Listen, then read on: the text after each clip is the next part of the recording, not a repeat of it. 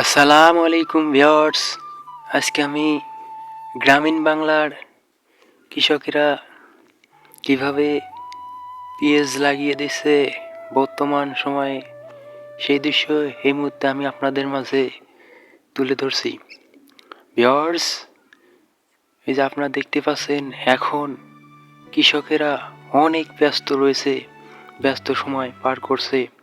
এই পেঁয়াজ লাগানোর সিজন চলছে, ভরা সিজন, পৌষ মাসের শেষ দিকে এখন পেঁয়াজ লাগানোর হালি পেঁয়াজের ধুম পড়ে গিয়েছে। আপনারা এই মুহূর্তে দেখতে পাচ্ছেন, এই যে শীত উপেক্ষা করে শীতের সকালে কৃষকেরা কিভাবে পেঁয়াজ লাগিয়ে দিচ্ছে সেই দৃশ্য এই মুহূর্তে আমি আপনাদের মাঝে তুলে ধরছি। আমাদের দেশ কৃষি প্রধান দেশ।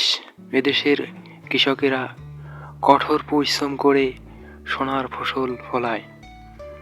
এই যে আপনারা দেখতে পাচ্ছেন, কৃষকেরা কিন্তু এখন অনেক ফসল, তাদের সোনার ফসল ফলানোর জন্য অনেক পরিশ্রম করছে।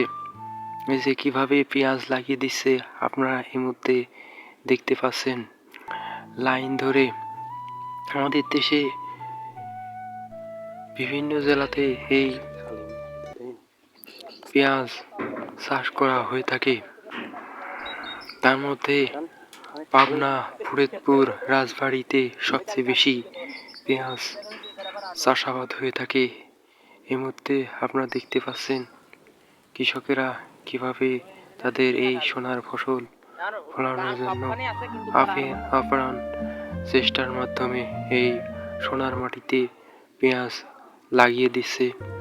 আপনারা এই মুহূর্তে দেখতে পাচ্ছেন, আমাদের দেশের মাটি যেহেতু দোআঁশ, এই দোআঁশ মাটিতে কম বেশি সব ধরনের ফসলই হয়ে থাকে।